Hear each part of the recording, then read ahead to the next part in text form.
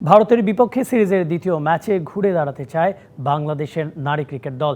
আর তার জন্য ব্যাটিংয়ে ভালো করতে হবে নিগার সুলতানা জ্যোতিদের।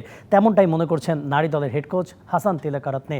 তবে বোলারদের পারফরমেন্সে সন্তুষ্ট এই লঙ্কান কোচ। কাল সিলেট স্টেডিয়ামে সিরিজের দ্বিতীয় টি-20 শুরু হবে বিকেল 4টায়। বলে সম্ভাবনা জাগিয়েও ব্যাটে ব্যর্থ হচ্ছে বাংলাদেশ নারী ক্রিকেট দল। তাই দ্বিতীয় ম্যাচের আগে ব্যাটিং অনুশীলনেই জোর দিলেন জাতীয় নারী দলের কোচ হাসান তিলাকারাত্নে।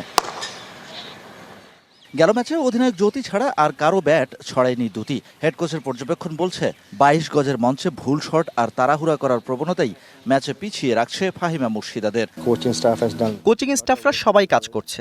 আমি বিশ্বাস করি আমরা ঘুরে দাঁড়াতে পারবো, কারণ ভারতকে একাধিকবার হারানোর অভিজ্ঞতা আছে আমাদের। সবাই সবার কাজটা করছে, এখন বাকিটা মাঠে ডেলিভার করতে হবে। প্রথম ম্যাচ এখন অতীতের খাতায়, তবে চোখে আঙুল দিয়ে দেখানো ভুলগুলো নিয়ে কাজ করেছে লাল সবুজের মেয়েরা। মারুফা তৃষ্ণাদের বোলিংয়ে সন্তুষ্ট বাংলাদেশ কোচ।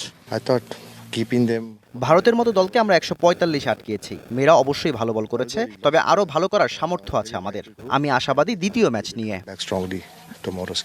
সিরিজে ফিরতে মরিয়া বাংলাদেশের মেয়েরা, সাথে যায় টস ভাগ্যটাও। অপেক্ষা একটা নতুন দিনের। প্রত্যাশা মতো বোলিং হলেও ব্যাটে মিলছে না ছন্দ। সেখানেই যেন টিম গেম হয়ে উঠছে না বাংলাদেশের। তাই তো প্রথম ম্যাচে হারের পর দ্বিতীয় ম্যাচে অন্তত টিম গেম খেলার স্বপ্ন নিয়ে মাঠে নামতে চায় নিগার সুলতানা জ্যোতির দল। Shahan Papon, DBC news, Sylhet.